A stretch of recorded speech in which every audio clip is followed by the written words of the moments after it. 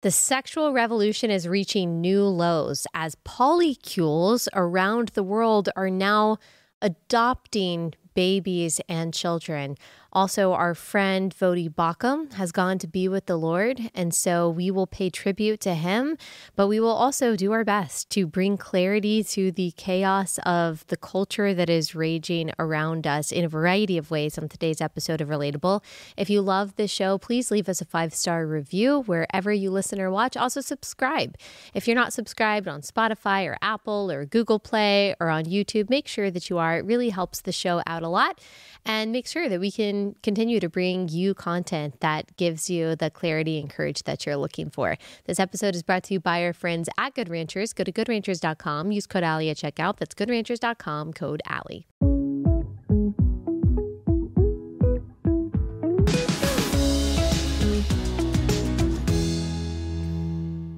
Hey guys, welcome to Relatable. Happy Monday. Hope everyone had a wonderful weekend. Here to remind you that God's eternal plan of redemption is still going off without a hitch. It's always going off without a hitch. And he's not surprised by anything going on in the world or anything going on in your life. Nothing throws him off. Nothing takes him aback. He's not looking down, wondering, how did you get yourself into this mess? But he is sovereign. He is in control. He is the ultimate ruler over the heavens and the earth. And while we live in this broken world with evil and with things that cause fear and anxiety, we can trust that Jesus wins, and we can trust that he is coming back to claim total victory. And we are to push back against darkness from a place of victory, not just for victory, because we know that Jesus's victory is sure. It's something that we can look forward to and that we can anchor our hope in, even when it seems like the world is falling down around us. Certainly when we scroll through our phone and we see the news, it feels that way, but maybe it feels that way in your own life too. Maybe your life has taken unexpected turns over the past couple of weeks, over the past couple of years, and you're wondering where God is in all of that. But Romans 8:28 tells us that God works all things, that's all things, together for the good of those who love him, who are called according to his purpose. Now, that doesn't mean that God is reveling in the evil or the wickedness or the violence that occurs, that he wants those things to happen. That's certainly not true. It will always be somewhat of a mystery to understand that God is omnipotent, so he's all powerful, he's omniscient, he's omnipresent, he can do absolutely anything he wants, and yet he still allows really bad things to happen, bad things that are beyond our comprehension. That can be really tough to understand, whether we're looking at what's going on in the world or looking at what's going on in our own lives. And yet we know that both things are true, that we live in a fallen world and that God is totally in control.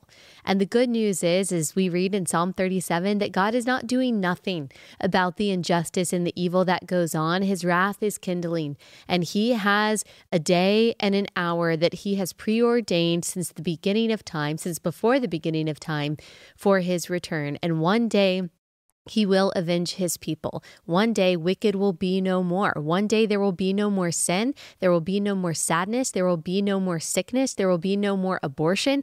There will be no more chaos. There will be no more confusion. And those of us who are believers in Christ Jesus for our salvation will be with him forever and ever in perfect peace. It will feel like, after you've been on a really long trip and maybe you had a lot of travel delays and you had to deal with a really annoying gate agent who didn't want to give you any mercy. Maybe you missed your flight and you've just been carrying this burden of stress and adrenaline for so long you don't even realize how much tension you have in your shoulders. As soon as you get home and you're able to drop your bags and sit down, and just that relief and that peace floods over you, that's how it will feel, multiplied by infinity, when we get to the other side of glory. No more burden of sin or sadness. So I just want to encourage you with that. I want to start out the week with that, because we're going to talk about some things today that could easily cultivate fear inside you or anger or sadness. And that's not why we talk about these things. Sometimes those are justified responses to what's going on in the news. But we can have peace and joy while still understanding what's going on in the world. We have to be able to do both. Our peace can't come from closing our eyes to what's going on. And the reason for that is I saw an influencer say, oh, we just need to ignore politics altogether because it just causes fear and anxiety. While I understand that sentiment, what do we always say? Politics matter because policy matters because people matter. Politics affects policy, policy affects people, and people matter. They matter to God because they're made in His image, and therefore, as Christians, they have to matter to us.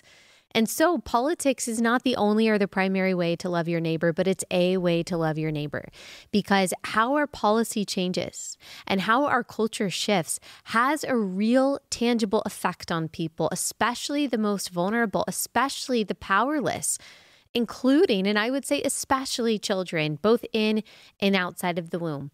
So a lot of the stories that we're going to be talking about today have to do with that. They have to do with evil. But what can we do as Christians who are here on this earth, who are seeking the welfare of the city that God has providentially placed us in? What can we do to push back against darkness for the glory of God and for the good of other people? So that's what today's episode is going to be about.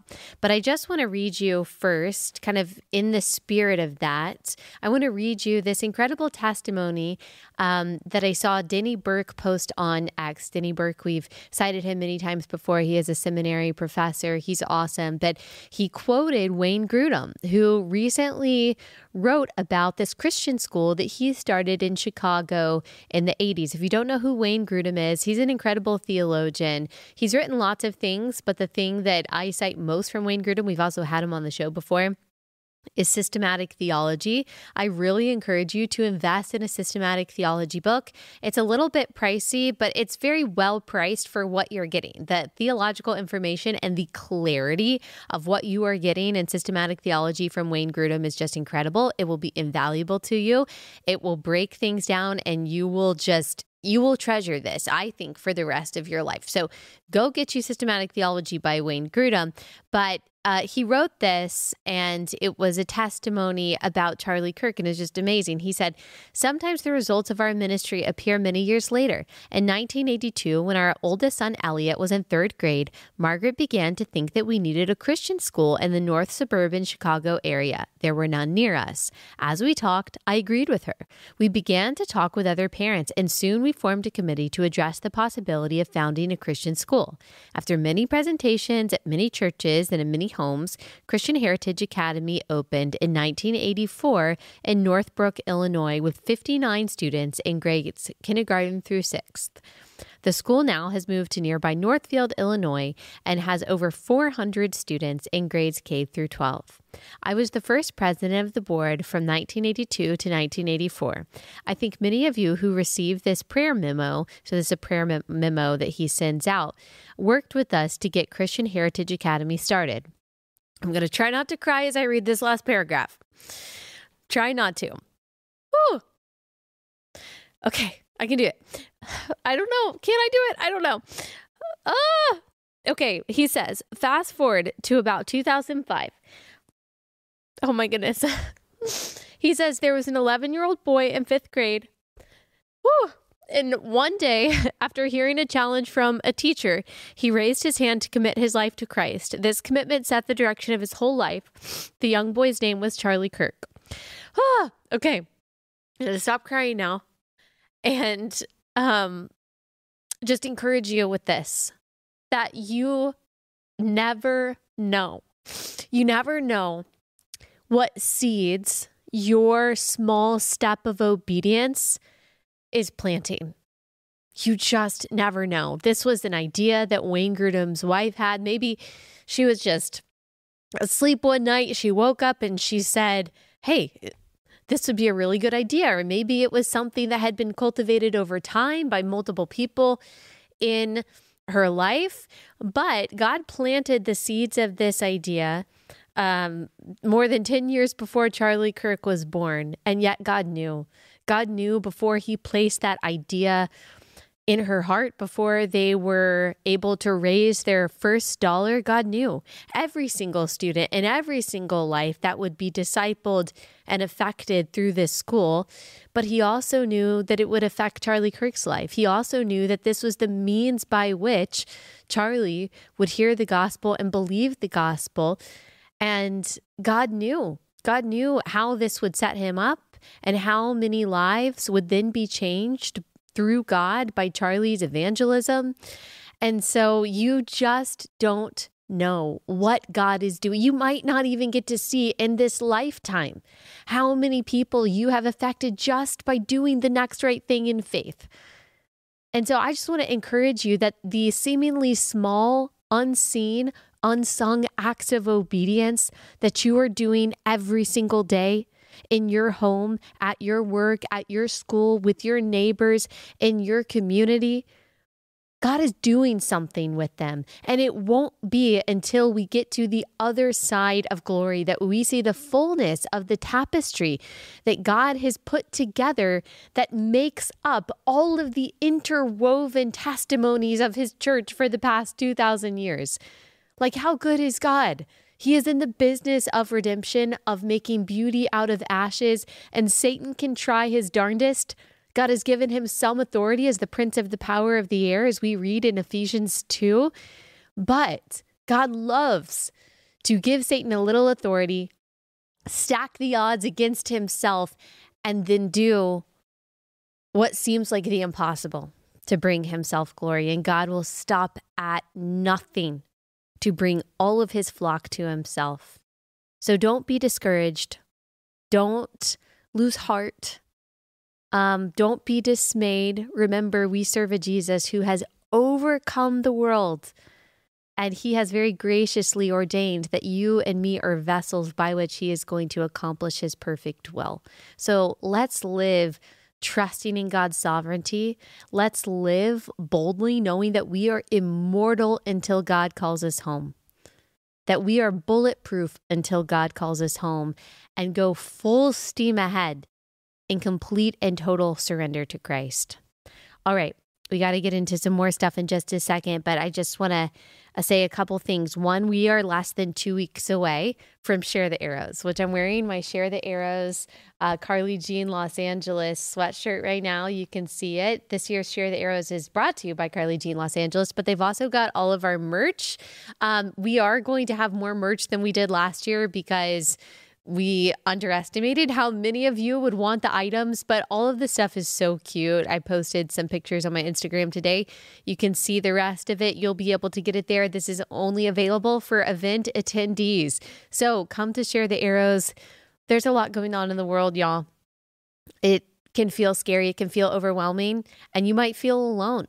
Whether you are a curious skeptic or whether you are a seasoned believer, whether you are 18 years old or 85 years old, this is for you. Whether you are single, whether you are married, whether you're a mom or a grandmother, it doesn't matter. This is for Christian women and seeking women in all stages of life. And I'll go ahead and warn you, if you're looking for self-help, if you're looking for theological fluff, if you're looking for motivational speeches, Share the Arrows is not for you. You're going to be wildly disappointed. But if you want theological depth, if you want to be challenged, if you want to create lifelong friendships with fellow believers, like if you want to walk out there with zero fear of man, if you want courage, if you want to feel grounded and emboldened and like you just want to sell out for Christ, no matter the cost, then you should come to Share the Arrows. You will walk out of there knowing that you're not alone and knowing that the cause of truth in the name of the gospel is totally worth it. So I really want you to join us. I'm so excited. It's going to be amazing. If you go to sharethearrows.com, you'll see more information about the speakers. If you're watching anywhere right now, you can see the speakers that we have coming. It's going to be so good, y'all.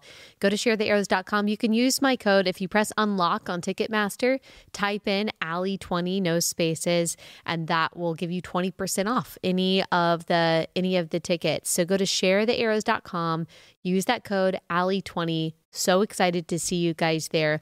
Before we get back into the show, let me tell you about our first sponsor, and that is Every Life. We love Every Life. They're also going to be at Share the Arrows. It's where we get all of our diapers and wipes. Let me tell you, I would not be using Every Life if they didn't work. Like if their products weren't really effective, I couldn't give them a personal endorsement. But they're the diapers we use. They're the wipes we use. Really love them. They really work so well. But also, I love their values. I love that they are putting their money where their heart is, that they are supporting pregnancy centers. You can buy their Buy for a Cause bundle on their website, and that sends resources like diapers and wipes, baby items to these pregnancy centers that are serving moms and their babies. And plus, if you use my code Allie10, you get 10% off your first order. So it's just a win all around. Support America's only pro-life diaper company. Get great diapers and wipes and get a discount with my code Allie10. That's everylife.com, code Allie10.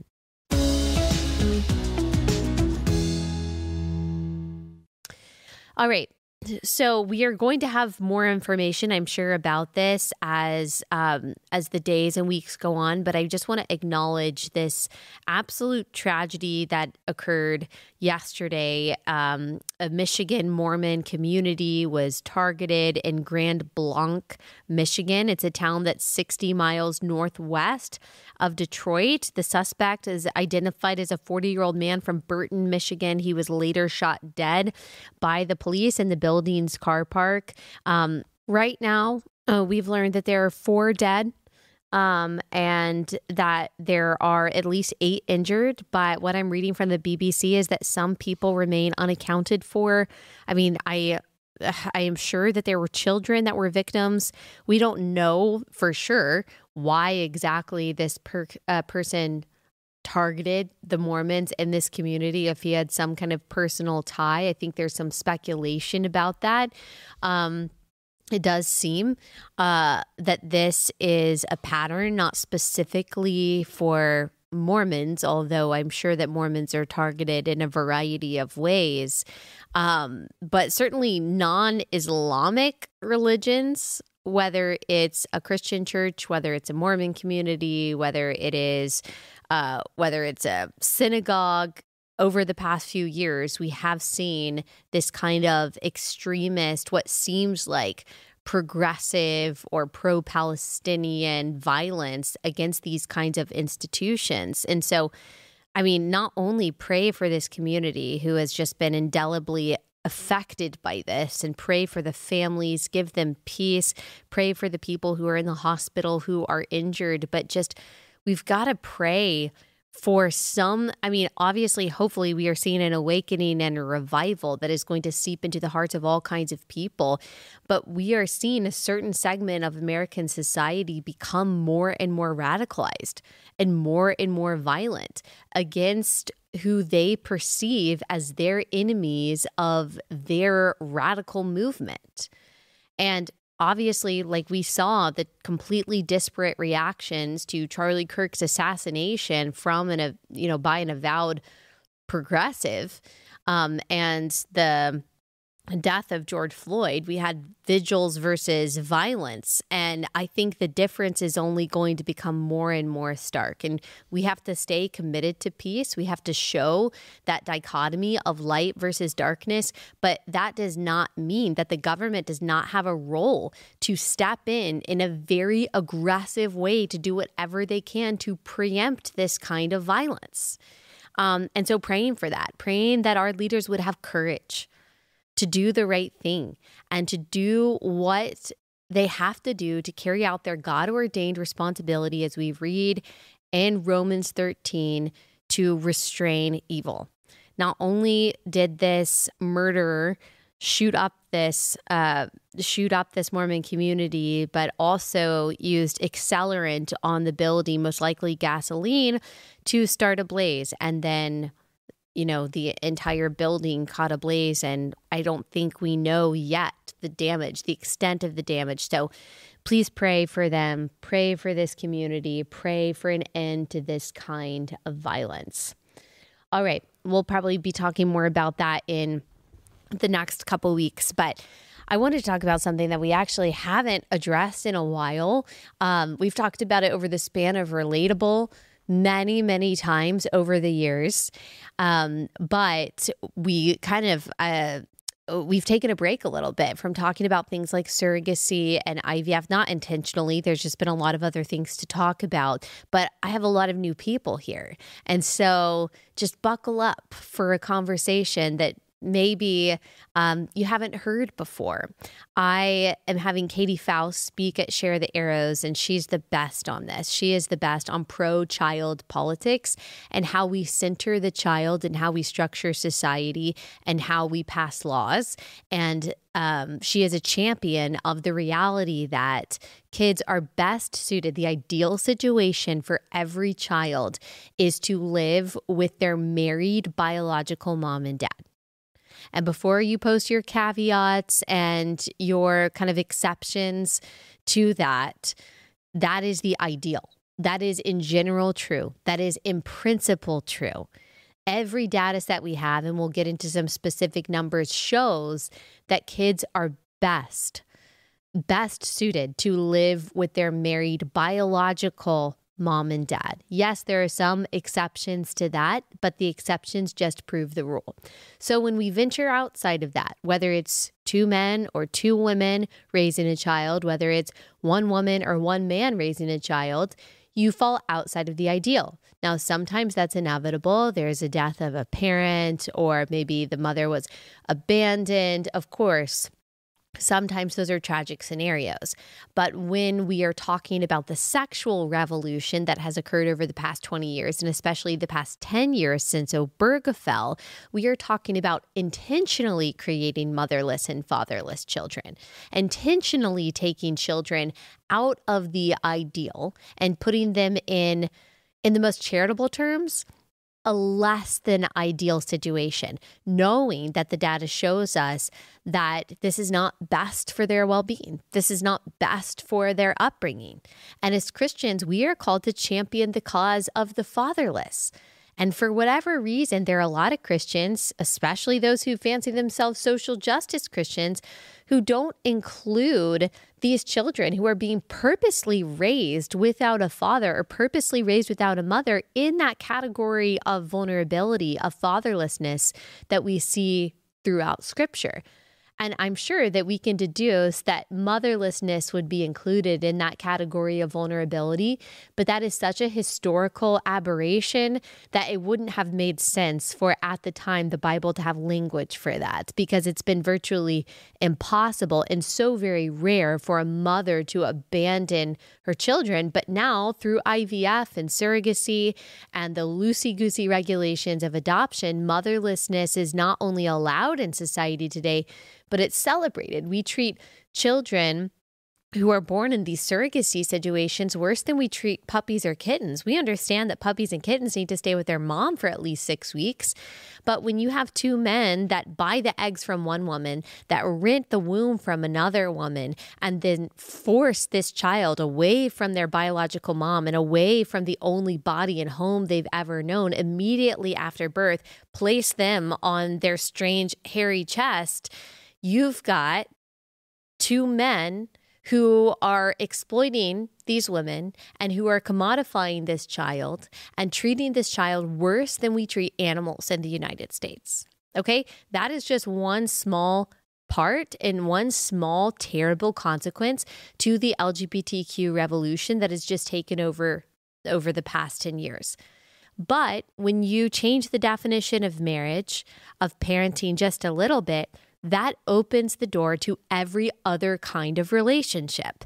So now it's not just two men or two women who are having these children through whatever means possible, but now we have three men or two men and one woman, or any kind of combination of throuple or polycule that's out there being validated and allowed to raise children.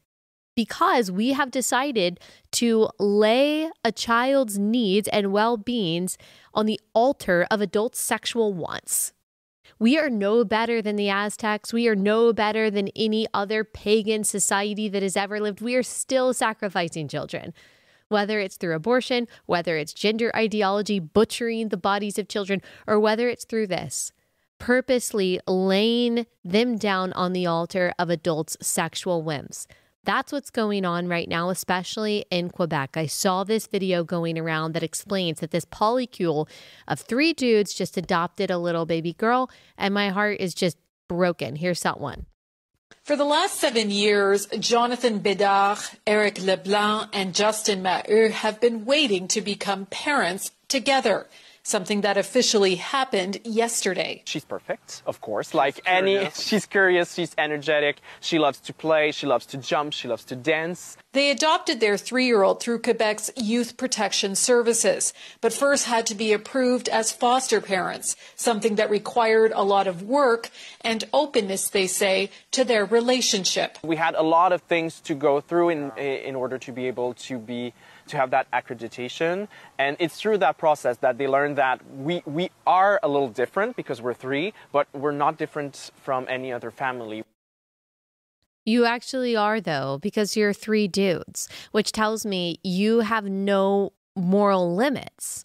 Like, if you're willing to not only defy nature, and you are willing to defy even liberal definitions of marriage, and you live in some kind of inherently unstable polycule situation, then you do not have the correct components to raise a child. I think that, okay, even if we take religion out of it, let's just look at this scientifically. 2 men or 2 women who want to be in a relationship have to acknowledge that they do not have the parts that are needed to create a child. And therefore, because biology, not bigotry, has set limitations on your reproductive abilities, then there should be limits and restrictions and regulations around your ability to obtain and raise a child. Because you see all of the hoops that have to be jumped through and all of the moral limitations that have to be placed to the side in order for an inherently unstable relationship like this to procure a child.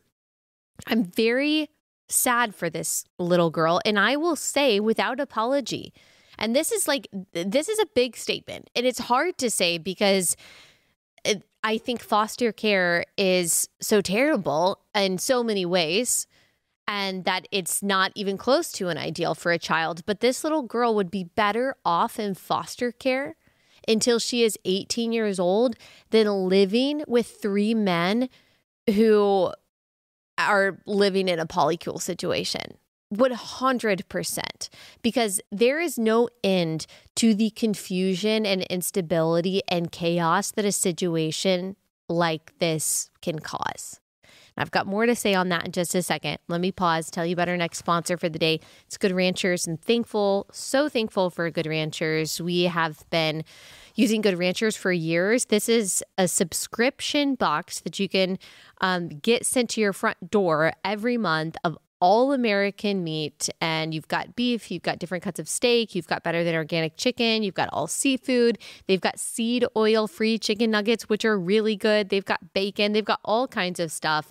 And when you purchase from Good Ranchers, you are supporting American farms and ranches. But not only that, you are also supporting a Christian family. Corley and Ben, they've sat on this couch, I've talked to them, they'll be at Share the Arrows, they are the real deal. They are truly trying to live on mission, glorify God in everything they do. They care about the American family. They care about American industry. They are, I think, living out that Jeremiah 29 command to seek the welfare of the place that we have been placed in by God. And this also just makes your life a lot easier and more efficient. That's certainly been true for us. Go to goodranchers.com, use promo code Allie. You'll get $40 off plus free meat for life. They'll do an add-on of your subscription when you use my code Allie. Goodranchers.com, code Allie.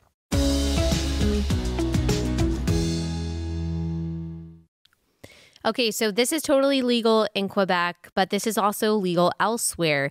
In Glamour magazine, I found this article from 2017. A New York judge granted child custody to a polyamorous family. A Suffolk County Supreme Court judge ruled in 2017 that 3 adults could share custody of a 10-year-old, saying the child viewed all 3 as parents, and the 3 parents offer a loving environment. See, this is where love is love gets us. Love is not love. That's just circular. That's like saying trans women are women. But what's a woman? What is love? Like, that's important. It's not just a feeling. It's not just a desire. It's something deeper than that. It is seeking the best interest and the well-being, the highest well-being of the person that you are trying to love. And we don't define that by just what they want or just what we want. As Christians, we understand that we define good and we define benefit and we define well-being. We define love how God defines all of those things, because 1 John 4:8 tells us that God is love. So he gets to define it. And one thing we read about love in 1 Corinthians 13, verse 6 says that we should never rejoice in wrongdoing, but rejoice in the truth. So we cannot affirm sin. We cannot validate lies. We cannot support destructive policies and say that we are loving someone just because we're affirming their way of life, or we're not being judgmental, or we're validating how they feel. That's not love. And by the way, Christians are called to judge with righteous judgment. We are not called to be hypocrites. And so we shouldn't be condemning someone for something that we are also actively guilty of. But we are supposed to be calling a spade a spade. We are called to tell the truth. We are called to push back against darkness and to expose the unfruitful works of darkness, as we read in the book of Ephesians. And so it is very important for us to be able to look at something like this and say no. In fact, that has been the history, the legacy, the heritage of Christians since the very beginning. It's not about being divisive or even primarily political. It's just about being biblical. First chapter of the first book of the Bible, Genesis 1:27, tells us that God made us male and female in his image. He created us. He created gender, marriage, family, the value of human life, all in one verse in the very first chapter of the first book of the Bible. For Christians, this should not be hard. Okay, so let me keep going on this story in Glamour. Dawn and Michael Morano, a married couple, formed a polyamorous relationship with their neighbor. Okay, and their neighbor carried their son via surrogacy, and all 3 co-parented until Dawn and Michael's divorce sparked a custody battle. What? They got a divorce? I'm shocked. That just throws me for a loop. I definitely thought that this was an in sickness or in health holy covenant kind of situation here. I can't believe that this is inherently unstable. At the time, one of these people, Michael, planned to appeal the ruling, saying that Dawn is not entitled to custody because she isn't biologically related to the child. Oh, see the problems that surrogacy causes. Has caused since the beginning, by the way. Some people who push back against my surrogacy stance, because I think it's always wrong in every situation, because you're always asking the child to do something difficult on behalf of the whims of adults, which is leave the only body, the only home that he or she has ever known. And if you got a question about adoption, I'll answer that in a second. But it creates these complications. And going back to the beginning, going back to Genesis again, like we see the complications of surrogacy when we look at Hagar. People say, oh, well, surrogacy is in the Bible. Yeah, it was bad. Like it didn't end well. God still took care of Hagar, took care of Ishmael, but it created problems. It created complications. Anytime you venture outside of God's ordained definitions for marriage and family, one man, one woman, for a life, first marriage, then kids, things get complicated. Can God redeem? Can God save? Can God rescue? Can God work in and around our sinfulness? Yes, of course, because he's good and he's perfect and we're not. But we should do everything that we can to intentionally stay within God's bounds because we know that he's good. God created marriage and the family for a lot of reasons, to reflect the marriage between Christ and the church, but also on a practical level to protect women and children, because women and children are physically weaker. And so we need men to protect us. And so marriage is amazing Because a man who is called in Ephesians 5 to love his wife, to lay his life down for his wife, is a protector for the woman who is also serving as a protector for the child. Like, this saves the child from the predation of the medical industrial complex, or from a government prowess, or from any kind of predator, from any kind of exploiter. Like, a strong family unit is the biggest defense against all sorts of societal decay. And this is exactly why Satan comes after it, and has from the very beginning. Like, what did he do? What was part of the curse? There's been enmity between the husband and wife because of Adam's sin of passivity and because of Eve's sin of disobedience and not trusting God. And we still see that manifesting itself today, because Satan knew, by the way, that redemption would come through a child. And so he has it out for children because they are vulnerable. So he has it out for marriage. All of this is satanic. And Christians have always been called to speak out against the satanic. California, Connecticut, Delaware, Maine, Washington, Vermont allow courts to recognize more than two parents under specific conditions. And there are other states that have court rulings that support tripartite. So like this kind of polycule situation, custody or parental rights for a third parent. And there's really no end to this, because if 3 people can all claim to be a valid parent to a person, then why can't 50? And so is that inherently less valid? And why? If we have 50 men who say, oh yeah, I want to adopt this baby girl, is anyone allowed to raise an eyebrow? Is anyone allowed to say, ooh, something doesn't feel right about this, I'm going to raise a red flag here? Are we allowed to say that without being called bigots? Or maybe we should just stop caring. Maybe we should start caring about the well-being and the rights of children more than we care about the sexual whims or even just the desires, any kind of desires of adults. That's a well-ordered society, right? And at least when it comes to adoption, there are some restrictions. Like, even though, unfortunately, these 3 men were allowed to adopt this child, they did have to do some things. They supposedly had to prove that, they had some semblance of a stable life. However, when it comes to surrogacy, no such regulations exist. You don't have to go through a background check in order to obtain a child through surrogacy. All you have to do is have money. You find the egg donor in a catalog, you find the surrogacy or the surrogate in a catalog, and as long as you can pay the tens of thousands of dollars, as long as the women will sign the dotted line, you can have as many children as you can afford. No one's going to follow up with you. No one's going to come to your home to make sure that child is okay. Surrogacy and the reproductive fertility world in the United States is the wild, wild west. It is worth billions of dollars. There are virtually no regulations on it. And this is a crime against children. We've got, and this is true whether we're talking about LGBTQ. It's also true when we're talking just about like the ethics behind IVF and surrogacy in general. Like, we've got 1 million babies, 1 million embryos who are on ice.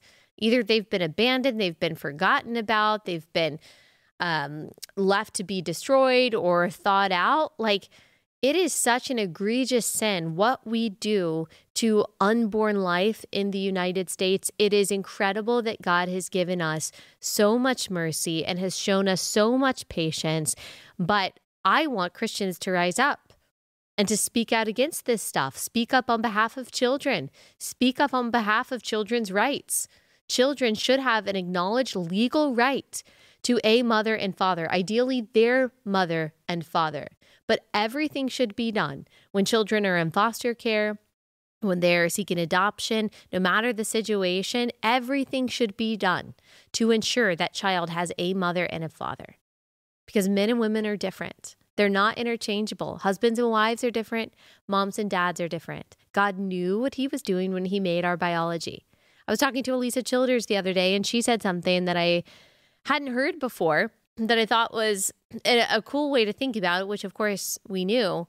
So everyone has has their own full digestive system, right? You've got your full circulatory system.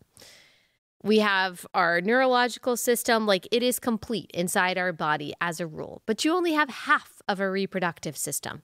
Everyone only has half of a reproductive system. It doesn't produce anything on its own. It needs the other half.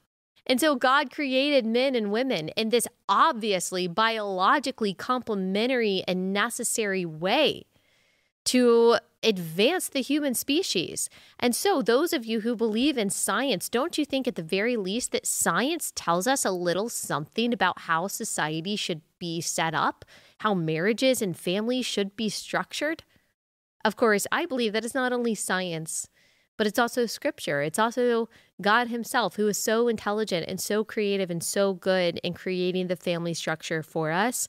I think this is like the biggest issue of our day that Christians just need a lot more courage to speak up about. I love that you speak out against sex trafficking. I love that you speak out against other kinds of exploitation. Are you willing to speak out against the reproductive industry? Are you willing to speak out against the corruption in adoption and foster care agencies? Are you willing to speak out against the redefinition of marriage that has led to millions of fatherless and motherless children? Now, before I get into this data, which we'll get into in just a second, I do just want to answer the question that I often get. Okay, when we're talking about surrogacy especially, because I'm not trying to conflate surrogacy and adoption. They're not the same things.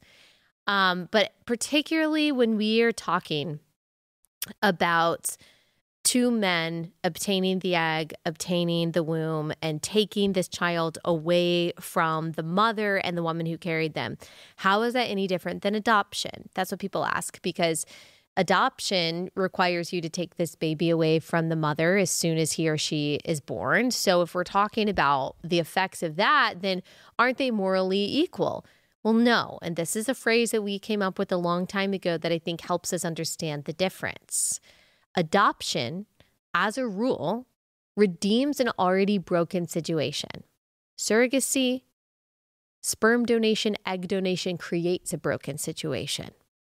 So when a woman gets pregnant, she doesn't mean to get pregnant. She doesn't want to be in the situation where, she has a pregnancy of a baby that she can't take care of.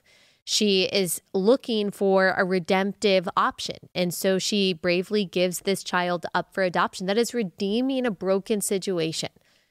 But when you are intentionally creating children for the purpose of taking them away from their biological parent or raising them fatherless or motherless, you are creating that broken situation. So that's the moral difference. It's a really big moral difference, and it really, really matters. All right, let's get into what the data actually says about how kids fare in different kinds of homes. But let me pause, tell you about our next sponsor. That's Jase Medical. Jase Medical makes sure that you are prepared for your next medical emergency. Hopefully this never happens to you, but you might be in a situation where you really quickly need an antibiotic because you or your child has some kind of infection that you need to take care of, but you don't have antibiotics on hand. And who knows, you never know what's going to happen with the supply chain, how quickly you can get to your pharmacy, especially if you live in a rural area. You might need the antibiotic right then. Go ahead and get yourself a Jase case. This is an emergency stash of much needed antibiotics. And then you can get a Jase Daily case. This is a year-long supply of the prescriptions that you and your family rely on. Again, whether it's a weather catastrophe, something happening with the government, something happening with your particular prescription, and you just can't get it for a period of time, but you really need it. Like, you want to make sure that you have that on hand. It's just another way to be prepared and to take care of your family. If you go to jase.com and you use code Allie, you'll get a discount on your order. Go through their confidential telemedicine process. They'll take you through it, get you the medication that you need. Go to jase.com, code Allie.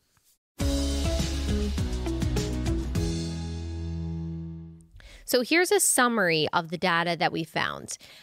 Children in stable, married, biological, two-parent homes consistently show the best outcomes across multiple domains, including cognitive development, educational attainment, behavioral health, emotional stability, and economic security. They have lower rates of delinquency, substance abuse, and mental health issues, higher high school graduation, and college attendance rates. That really should just be it. Right there. Like, we should say, okay, no matter what your personal beliefs are, no matter what your personal desires are, like, the data is the data. And it shows that, again, even if you don't agree with the religious undertones of this, that biologically, clearly, we are set up in an ideal situation to be with our married mom and dad. It gives us a sense of belonging and purpose and identity that is really important for maturation and proper development. Now, are there kids who will be raised in a different kind of home who will be fine? Are there kids who are raised by an awesome married biological mom and dad who don't turn out fine? Yes, it's not judging it just by the outcomes, but also by just the morality behind it. But we're talking statistically, like we're talking by numbers. We're not talking all, we are talking more likely. So we have to be able to understand things in those terms. A 2014 study in the Journal of Marriage and Family found that children raised by married biological parents had a 50% lower likelihood of experiencing poverty compared to single-parent households and 30% lower than cohabitating households. A meta-analysis of 100 studies showed children in intact two-parent families had better academic performance and fewer behavioral problems, 60% lower risk of delinquency. This is from a 2001 study in the Journal of Marriage and Family. The National Longitudinal Survey of Youth, this is from 1997, found children of married biological parents were 20% more likely to graduate high school and 25% more likely to attend college than peers from single mother homes. What we also know that a very dangerous situation for a child to be in statistically is to live with a male that is not related to him or her. That's not to say all stepdads are bad by any means. I know a lot of you out there are awesome stepdads and have awesome stepdads. But again, statistically, a live-in boyfriend or a male partner who is not biologically related to the child is the most dangerous statistically person in that child's life. And that really matters. If we look at single mother homes, which I think is also important because we see this rise in fatherlessness, I mean, especially among the Black American community, I think it's something like 70% plus of babies are born out of wedlock, which if we're looking at like delinquency and instability and high school graduation rates, I mean, I think there's a reason why, for example, Asian Americans, they have the lowest divorce rates and they have the highest rates of graduation and stability and, financial resources and all of that. Those two things are really linked. The U.S. Census Bureau in 2020 reports that 65% of single mother households live below the poverty line. The Fragile Family Study showed that children of single mothers had a 40% higher risk of dropping out of high school compared to peers from married biological parents. Again, we've got data about live-in boyfriends. A 2011 study found that children in cohabitating households with a non-biological male partner, okay, so this is a man and a woman or two men, had a 10 to 20% higher risk of physical or sexual abuse compared to children in married biological two-parent homes. The National Survey of Family Growth showed that cohabitating unions with children were 2 to 3 times more likely to dissolve within 5 years. So think about the polycules that we were just talking about. Than married unions. They also have higher rates of anxiety and depression than peers in married two-parent homes. That's from a Manning and Lamb study from 2003. So we have very sparse specific data on polyamorous situations, but I think we can deduce based on all of that data that the best situation is a married mom and dad. Now, there are less than ideal situations because we live in a fallen world. However, we should be doing as a society everything we can to ensure that every child has a mom and dad, and again, ideally a married mom and dad. Now, a lot of people say, well, what are Christians doing? Are Christians not stepping up? Look, evangelical Christians take up the lion's share of adoptions. Should there be more? There should always be more. Should the church be doing more to empty out the foster cares? Yes, there's always more. But I don't think this is primarily because the church hasn't adopted. Again, like look at any study, it is primarily specifically evangelical Christians who are going into these foster cares and adopting these kids.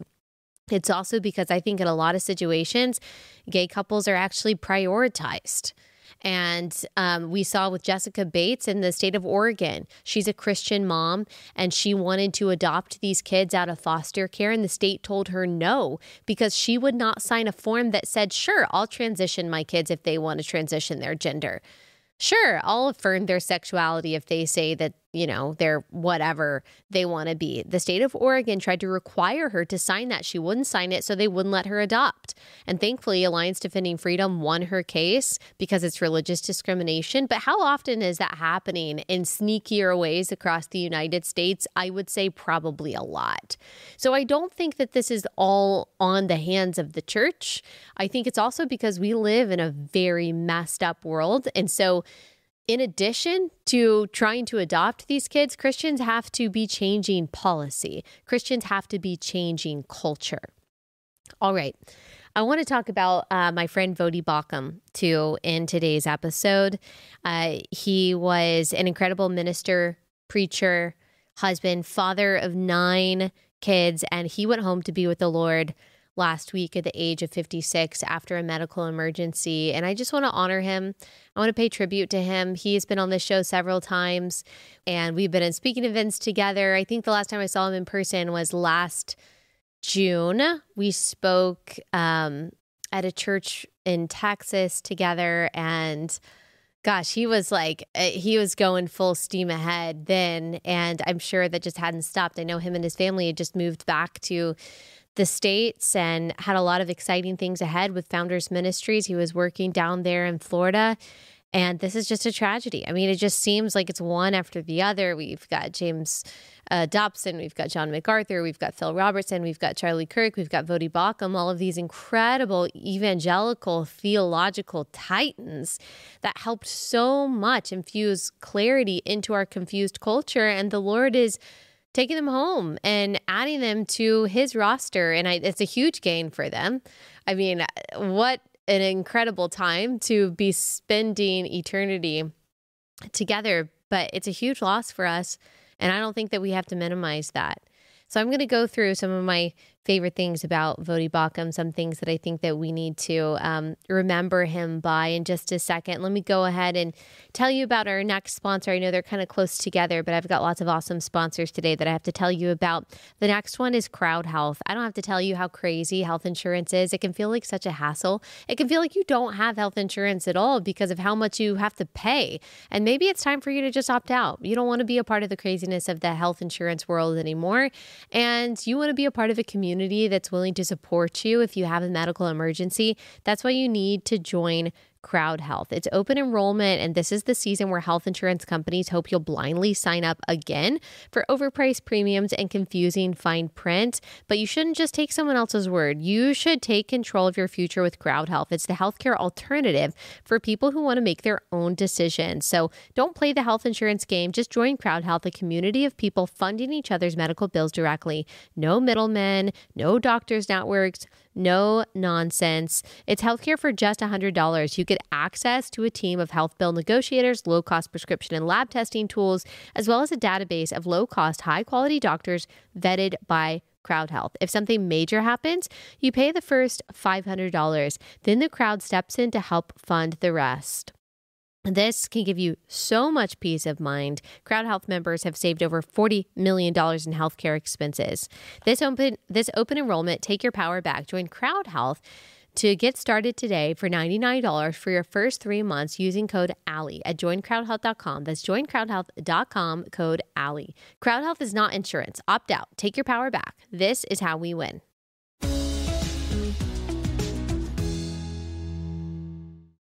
Voddie's sermons were awesome, and he just had so many good responses to the lies of this world, whether it was in his book, Fault Lines. I mean, he's written lots of books, but that was his latest book that he wrote, or just in the talks that he gave. And this is his response to atheism, Satu. We do not have a God who calls upon us for blind faith. We have a God who speaks. We have a God who has revealed himself. So those are the two things that I want to do, right? Number one, just, get off your moral high horse because you've got presuppositions just like me. And number two, look at what your presuppositions have wrought. And then number three, let me talk to you about mine. Yeah, it's so true. Everyone has presuppositions. Everyone has a lens through which they see the world. Everyone is bringing their worldview to the table when we talk about politics and culture. And so if the atheist can bring their worldview to the table when we're talking about politics and culture, why can't the Christian without being called a fascist or a Nazi? No one is neutral. Everyone believes that their view of morality is right. Let's let the best idea win. And atheism has really bad ideas. Atheism is what has wrought so much suffering, especially in the 20th century through socialism and communism. So he's totally right about that. His big thing, I think one of the things he was known best for was advocating for Christian education, particularly homeschool, but really just not public secular education. One of his most famous quotes was, "If you send your kids to Caesar, don't be surprised when they come back Romans." That one brilliant line struck a chord with millions of Christian parents across the country who decided right then and there to sacrifice whatever they had to sacrifice, financially, time, energy, effort, to make sure that their child had a Christian education either at home or in school. And gosh, he's so right. I mean, we're hitting on a lot of the most controversial things I talk about today. It's actually not abortion or gender among my audience. It's IVF, which you can go back, by the way. We didn't really get into that and listen to my past episodes on IVF. We'll link a couple of them, but also public education, because I'm a staunch advocate of Christian education. Not because we absolutely know that it guarantees the outcome of your child's salvation or your child's life, but because of stewardship, because of obedience, because we only have so many hours to disciple our kids. And why would we outsource hours of discipleship to people who don't have the same worldview as us, or who aren't even legally allowed to talk about the Christian worldview, even if they do share it? I was talking to a friend a few years ago who was like, yeah, I think we're going to send our child to public school. They live in this nice, affluent area where the public school is probably better than others. And she was like, yeah, it's not woke. We live in this conservative area and I know the teachers. And I've heard this a lot, whether you live in Alabama or Georgia. This was very a prevalent thing to think and say, especially a few years ago. But my thing is, even if that is true, which it's probably not. It's more pervasive than you think, this progressive ideology. But even if that is true, even if you know all of your kids' teachers, even if you live in a conservative area, it's not just about what they're learning. It's also about what they're not learning. That even if it sans all woke stuff, they're not going to be learning about the Word of God. They're not going to be memorizing Scripture. They're not going to be learning the Nicene Creed. They're not going to be singing worship songs. They're not going to be learning that 2 + 2 = 4 because God ordained it to be so. And so if your child is not getting that kind of foundation, then they're missing out. And that's not to say that they won't become incredible Christians, because primarily the parent is the discipler. But I think that Christian parents should do everything they possibly can to give their child a Christian education.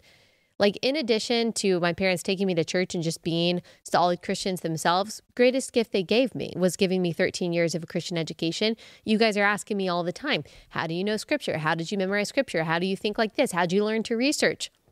Christian school for 13 years. That's what it was. Not only did it give me such a theological foundation, but writing, research, articulating, argumentation, I didn't learn that in college.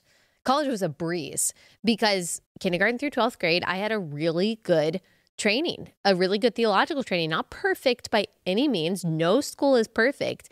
But gosh, I am still, I think, reaping the fruit of like a Christ-centered education for 13 years of my life. You just can't place a price tag on it. And I think more parents are financially capable of doing it than you think. Doesn't mean it won't take sacrifice. So thank you, Voddie Baucham, for just being willing to not only live that, but to speak that and to teach that. That changed the trajectory of millions of people's lives. So thank you, Voddie Baucham, for your courage on that.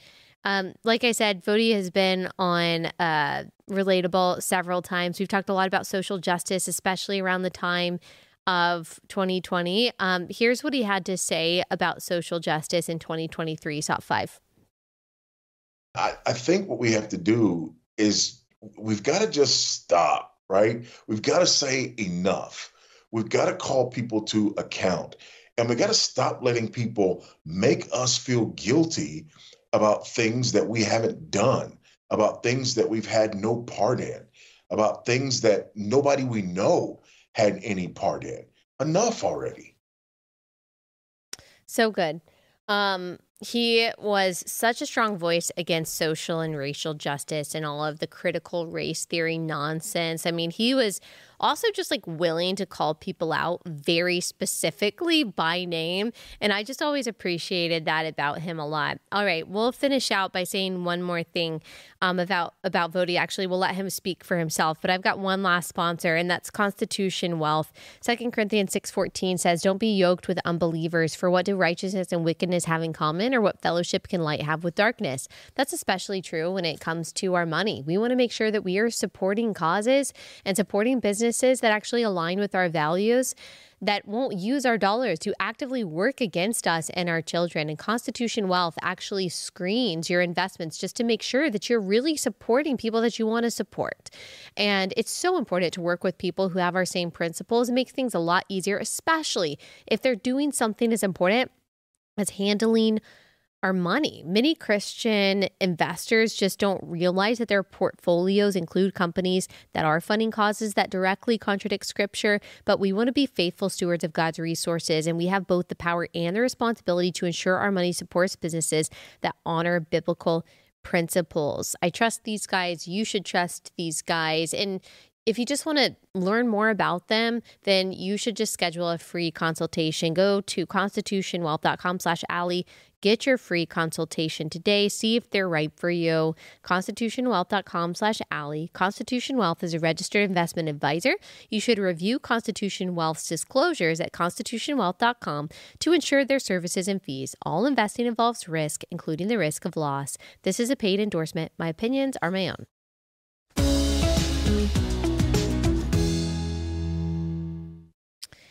So Voddie was married to his wife, Bridget, since 1989. Like I said, they have 9 children together. 7 of them are still in their home, and she is still committed to home educating them. And so Founders Ministries has set up a GoFundMe for their family to just be able to live in dignity. I mean, Voddie was the provider for the family, and with him gone, this is going to be really hard on Bridget, really hard on their kids. He's got adult kids, but then he's got kids that are still pretty young, and this is just really hard. It's going to be really hard for them. So if you can donate, if you can support in any way, whether it's small, whether it's large, I know that's going to help her. We're called to help widows and orphans. We don't want to abandon them. And we have such amazing technology today that through the body of Christ, it's actually Give, Send, Go. I think I said GoFundMe. It's Give, Send, Go.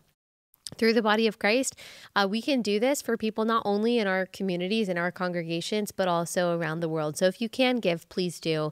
And I just want to play this clip of Voddie talking about his death, SOT 6. You are going to hear a rumor one day that Voddie Baucham is no more. Don't you believe it? Don't you believe it? Don't you believe it?